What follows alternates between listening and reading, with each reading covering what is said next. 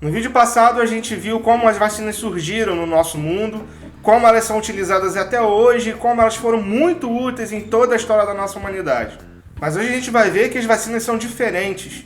E ainda bem, né? Porque você imagina só, a gente tem que ficar em pleno século XXI esfregando pústula de vaca infectada com varíola para se vacinar.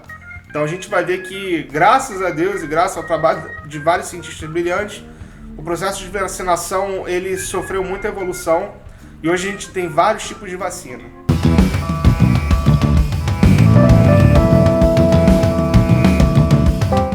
Rapidamente, só dando um recadinho aqui, o mesmo recadinho que eu dei no vídeo passado.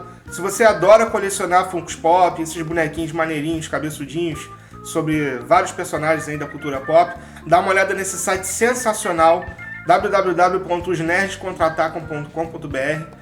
Tem Funko de tudo que é tipo lá pra você dar uma olhada, então dá uma conferida. Fala que foi o tio aqui que indicou, tá certo?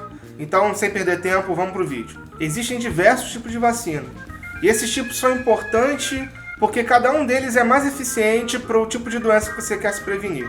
Cada micróbio atua de um jeito, né? Cada um deles tem suas peculiaridades, tem sua forma de infectar, sua forma de causar doença. Da mesma forma que o nosso organismo também aprende a lidar com eles de maneiras diferentes. E para entender o primeiro tipo de vacina, a gente vai ter que voltar um pouquinho lá no nosso primeiro vídeo. Aliás, se você ainda não assistiu, clica lá porque tá bem legal, conta a história da vacinação. Mas enfim, a gente para entender esse primeiro tipo de vacina precisa voltar lá na história de Pasteur. Quando ele inoculou aquele vírus da raiva no menino, a gente não está falando de um vírus que infecta um outro tipo de bicho, como o Jenner, por exemplo, usando a varíola de vaca. Não, Pasteur ele realmente usou o vírus da raiva que causa doença em humanos para tentar salvar o menino. Mas, nossa, como é que ele não ficou doente com isso? Mas calma lá, que isso não é feitiçaria, isso não foi um golpe de sorte, isso tem explicação. Pasteur vinha estudando um tipo de bactéria que causava cólera. E aí ele inoculava essa bactéria em várias galinhas, né? Tinha um criador de galinhas lá onde ele estudava esse vírus da cólera e infectava os bichinhos com essa bactéria. Eu falei vírus da cólera? Nossa, que besteira que eu disse. Mas aí, enfim, um estagiário entra em cena nessa hora. Pasteur estava a fim de tirar umas férias. Resolveu dar uma viagem por aí e pediu para o seu estagiário que inoculasse nas galinhas lá uma amostra bem fresca contendo bactérias que causavam a cólera. Só que o cara esqueceu. E aí só foi lembrar um mês depois. Pegou as culturas velhas mesmo e inoculou nas galinhas. Um mês depois, cara. Tem noção? Logicamente, pelo fato das bactérias estarem já bem velhas no meio de cultura, os bichinhos não tiveram uma doença lá muito forte. Tiveram uma doença branda. E eu imagino que Pasteur deve ter ficado muito doido, cara. O tempo passou, os bichinhos ficaram bons, e aí Pasteur resolveu inocular a bactéria já no seu poder máximo, tudo mais. E aí o que aconteceu? Os franguinhos lá não ficaram doentes. Acidentalmente ou não, Pasteur e seu estagiário acabaram de desenvolver um processo chamado de atenuação. Esse processo significa que mesmo que o micróbio ainda esteja vivo, ele fica muito mais fraco e acaba perdendo a capacidade ou fica com uma capacidade diminuída de gerar doenças. Como Pasteur já conhecia esse fenômeno, esse processo, ele foi lá no coelho que tinha sido infectado pelo vírus da raiva, coelho esse que já estava morto. A medula do coelho já estava lá, meio velha, meio ressecada, o suficiente para enfraquecer aquele vírus. Quando ele retirou o vírus da raiva da medula e injetou no menino, o moleque não ficou doente.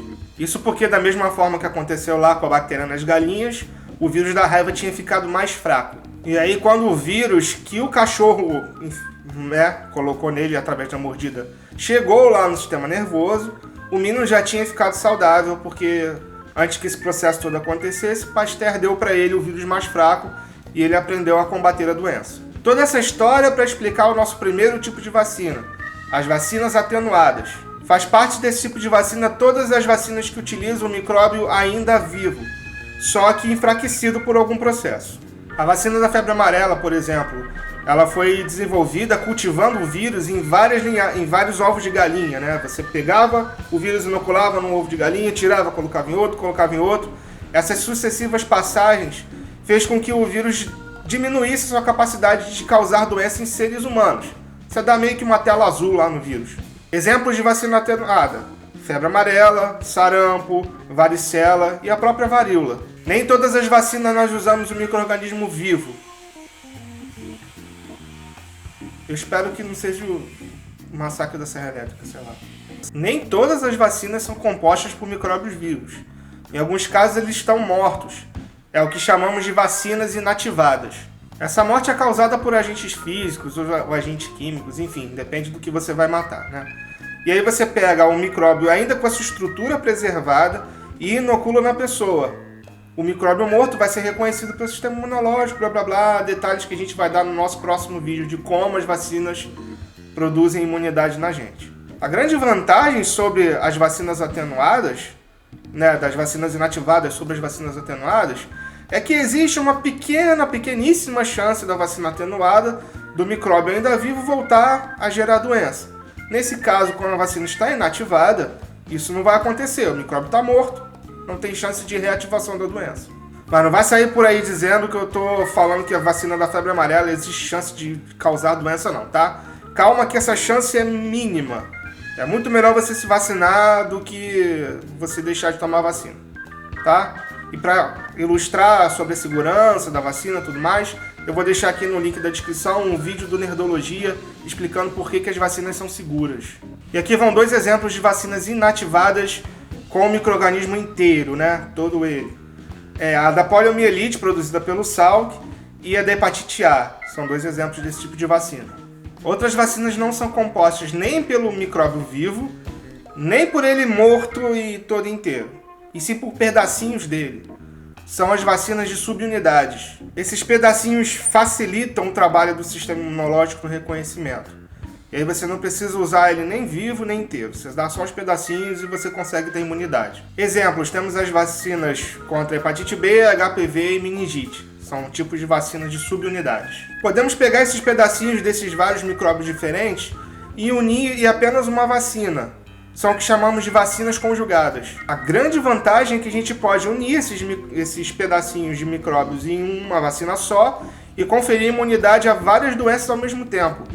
Aqui, por exemplo, no Brasil, a gente usa a vacina hexavalente. Como diz o nome, hexa, ela protege até 6 micróbios diferentes.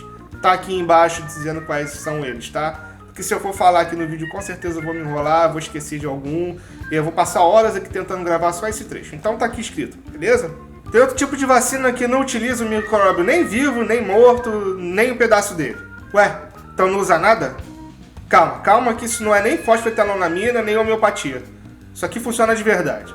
Estou falando das vacinas de toxoides. Essa vacina, ao invés de usar o micro-organismo causador, vai usar as substâncias tóxicas que ele produz. Ou seja, a ação aqui no caso é indireta. A gente não aprende a combater o micro-organismo, mas a gente aprende a combater o produto dele que vai nos gerar doenças.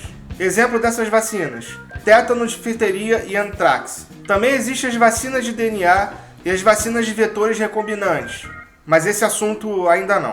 Agora que a gente já conhece a história das vacinas e também sabemos que existem diversos tipos dela, falta a gente saber como é que o nosso sistema imunológico responde à vacina, né? Como e por que isso acontece. Como e por que a gente fica imune às doenças depois que somos vacinados. Mas esse assunto é para o nosso próximo vídeo. E até lá eu peço por favor que vocês assistam um vídeo de sistema imunológico, que vai servir de base para vocês entenderem como isso acontece. Então chegamos ao fim de mais um vídeo do nosso especial de vacina. Dúvidas e comentários, por favor, usem aqui o espaço do YouTube ou a nossa fanpage no Facebook. É só você colocar lá referenciando que aparece na nossa página.